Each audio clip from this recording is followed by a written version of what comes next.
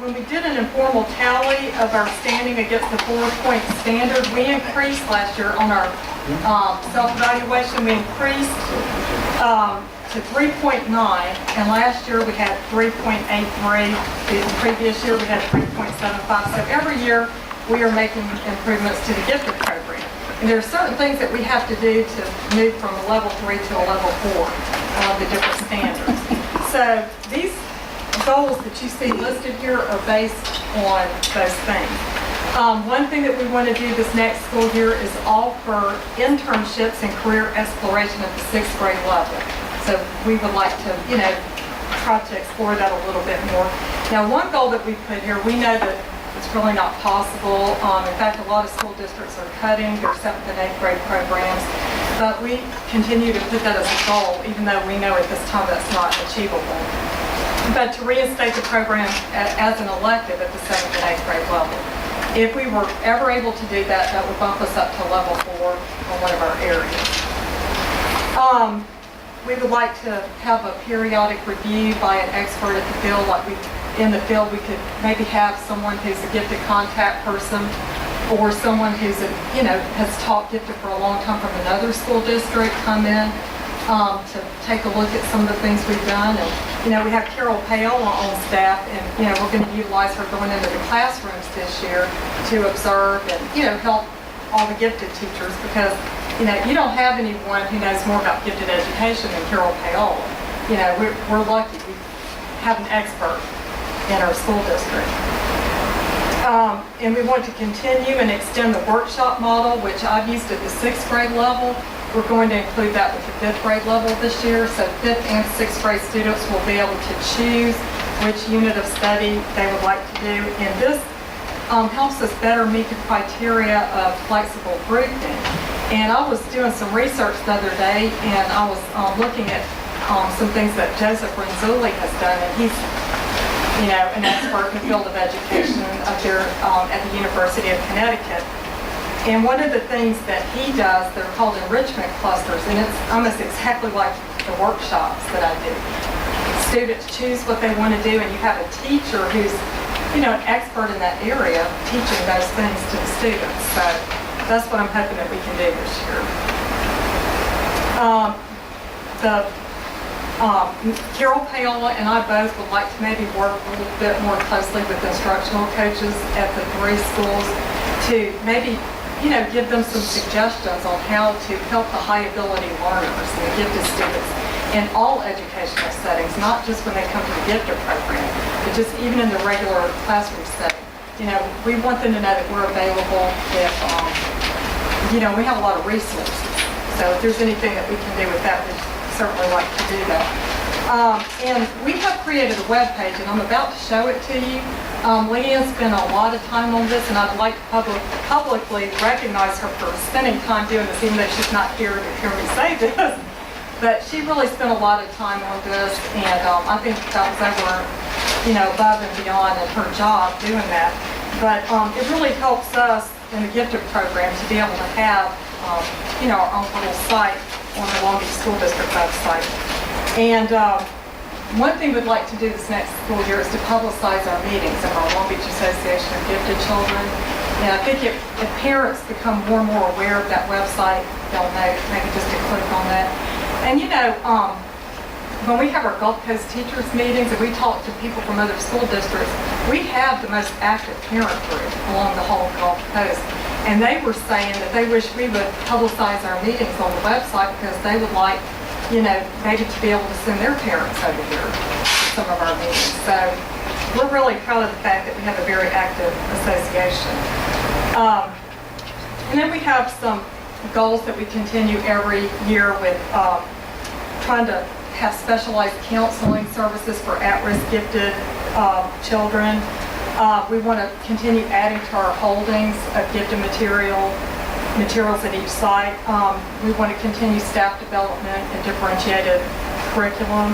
And we also want to continue developing our comprehensive student profile, which assists in testing examiners when they try to select the best test for a student.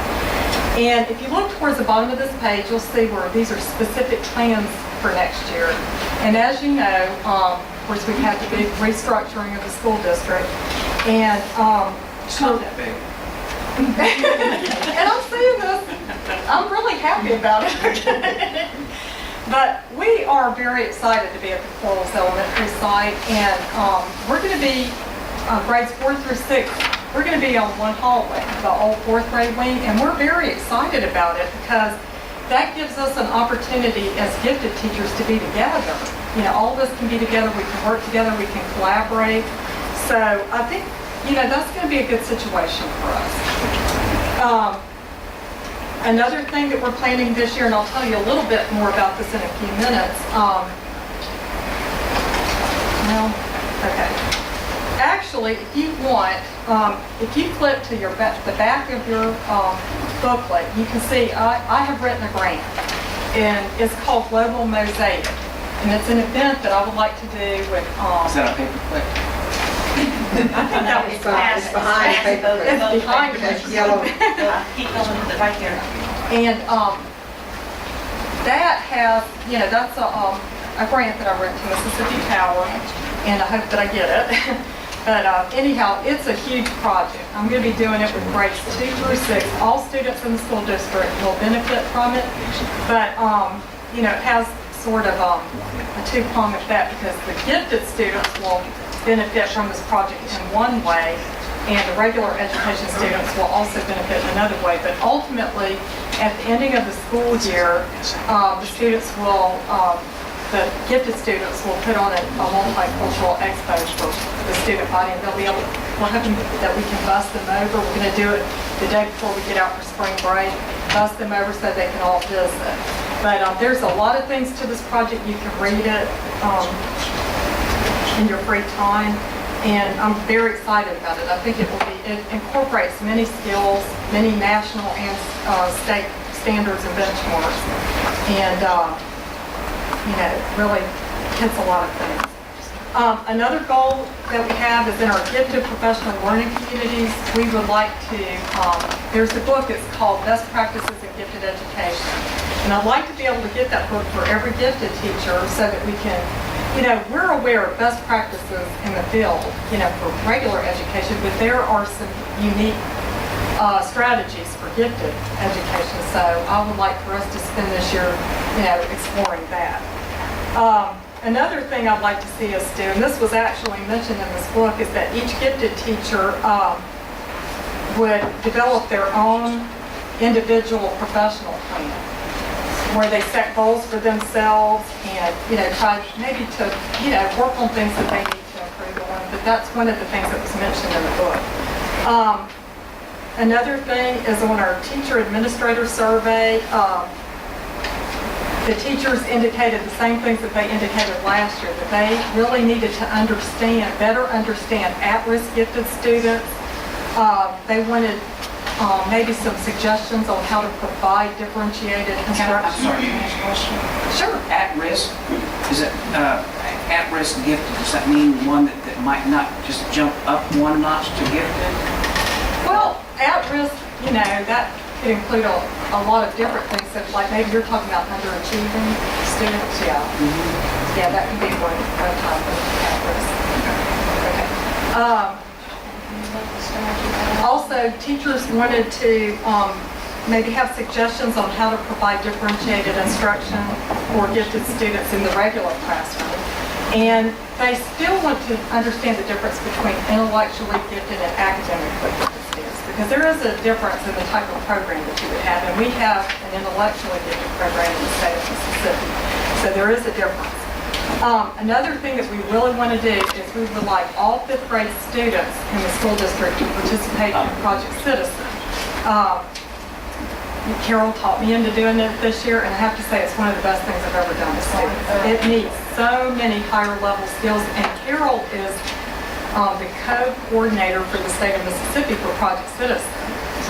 I don't know if we told you that Debbie's project, the project she did with her students, was chosen to go on to the national showcase. So it will be representing the state of Mississippi. On the dog cruelty? Yes. Yes, they all sold up. Yeah. You read the letter? Yes. Yeah. Well, they're